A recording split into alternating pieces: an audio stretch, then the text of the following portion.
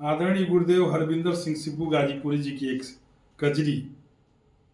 स्वागत है। मनवा भीजे मोरा, मनवा भीजे मोरा, रिमझिम फुहार में, सावनी बहार में ना। क्या बात है। मनवा भीजे मोरा, रिमझिम फुहार में, सावनी बहार में ना।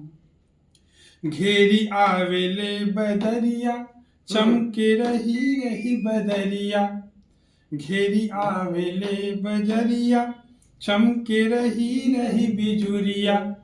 चमके रही रही बिजुरिया, चमके रही रही बिजुरिया।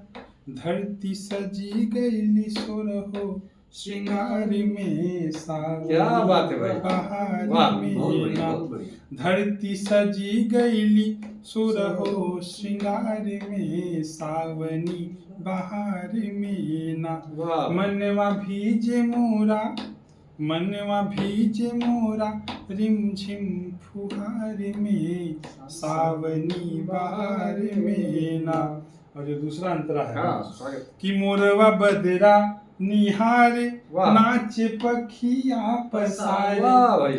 मोरवा क्या दृश्य। बदरा निहारे, नाचे पखिया पसारे। नाचे पखिया पसारे, नाचे पखिया पसारे। पपिहा लागी गईले पिया के पुकार में, क्या बात है भाई। सावनी वाह। बहार में ना।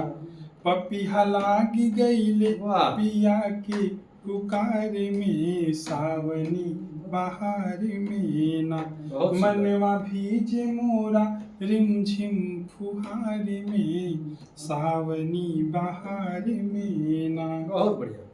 और अंत में जो भोले दादा, भोले बाबा की, भगवान का भी जिक्र किया गया है। वाह। कि झूला झूले भोले दानी, हाँ। संग झूले ली भवानी। वाह, क्या बात है भाई। झूला झूले भोले दानी, संग झूले ली भवानी। वाह। संग झूले ली भवानी, संग झूले ली भवानी।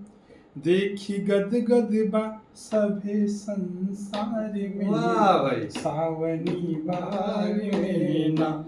देखी गद गद बा सभे संसार में, सावनी बहार में ना। मनवा भीजे मोरा, रिमझिम फुहार में, सावनी बहार में ना।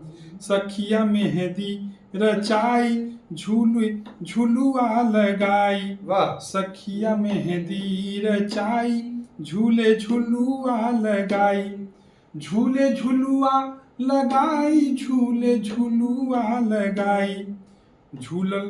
झूला पड़ी गईल निमिया के डार में, सावनी बहार में ना।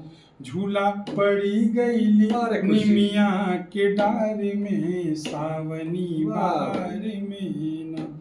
मनवा भीजे मोरा, रिमझिम फुहार में, सावनी बहार में ना। मनवा भीजे मोरा, रिमझिम फुहार में, सावनी बहार में ना। बहुत बहुत धन्यवाद। सिब्बू भाई को भी बहुत बधाई। बहुत सुंदर रचना की है आदरणीय।